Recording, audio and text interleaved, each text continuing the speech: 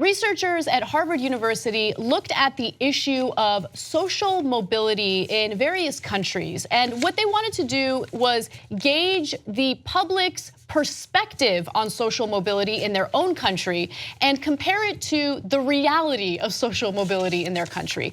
And what I found so fascinating was the fact that the United States, or at least people in the United States, seem to be much more optimistic about social mobility compared to what the reality is. When you look to other countries, specifically European countries, they're much more pessimistic, but their social mobility is actually a lot better than they think it is. So Harvard University compared perceptions of social mobility in countries like America, Britain, France, Italy, and Sweden against actual levels. It finds that Americans tend to be optimistic while Europeans tend to be too pessimistic. So let's get into the numbers.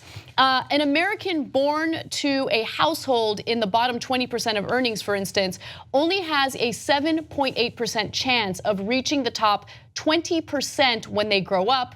Americans surveyed thought the probability was 11.7%. So there is some disparity there. I would argue, prior to reading the results of this study, I would have thought that the disparity would even be greater.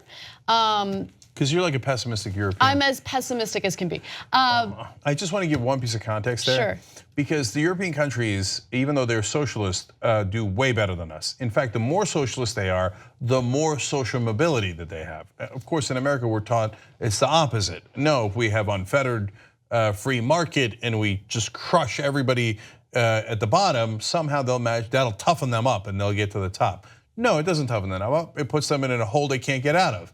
So in Sweden, which is far, far more socialist than us, they have much greater social mobility.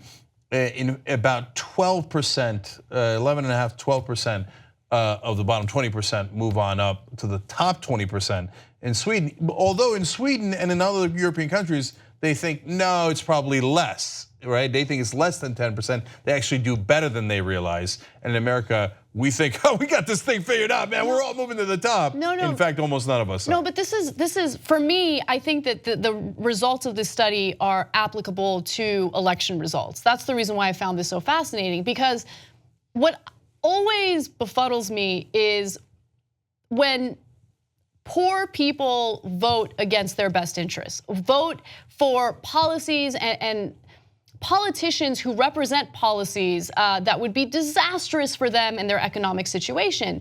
And I think it's because they have been conditioned to think that the American dream is alive and well, and the only thing that's destroying the American dream are these socialist programs, right?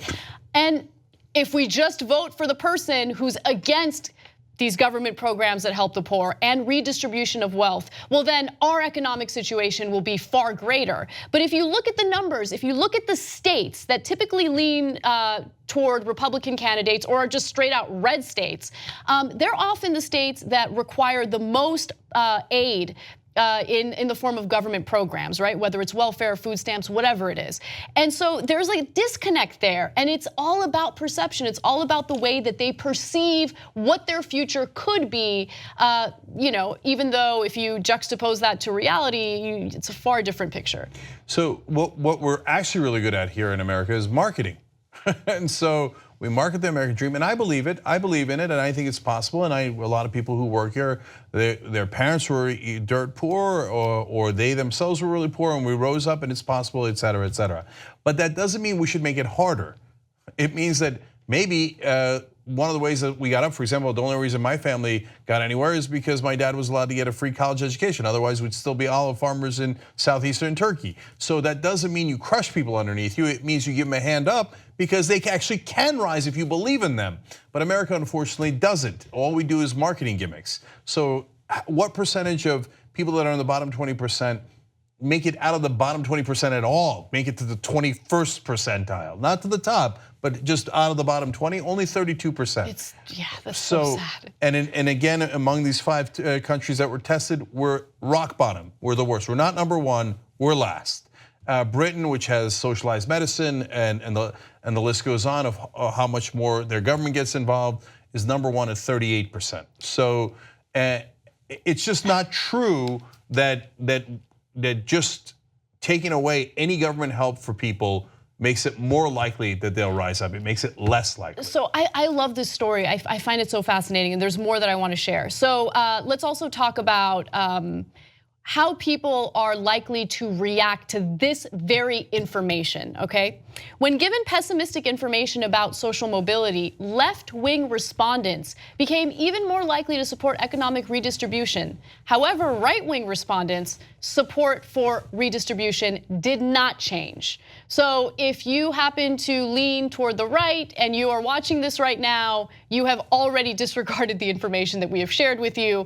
You're sticking to your guns, you're not changing your mind based on their findings. What I'm about to share with you is not based on the Harvard study. This is actually a result from Pew Research. They do their own annual survey to see what the well-being of Americans is like. And here's what they found. Nearly half of the states in the US saw their scores decline, and 0 states saw a significant improvement in well-being from 2016 to 2017. So for instance, people reported more worry, little interest in doing things, depression symptoms, and perceiving less positive energy from family and friends. Less people reported having a leader in their lives who makes them enthusiastic about the future. There was also a decline in people who said they are reaching their goals and happy with their standard of living. Social mobility is so incredibly important. We have a country full of people who are feeling this deep sense of despair because they're working longer hours, they're doing jobs that they absolutely hate, because they have to put food on the table for their families, and they feel unappreciated. And we need to do something to change the way our system is set up, because people are miserable and they will continue to be miserable if we don't change. You just watched a video by the Young Turks, home of the revolution. If you'd like to get a lot more than that, get the full show by becoming a member. tytnetwork.com/join.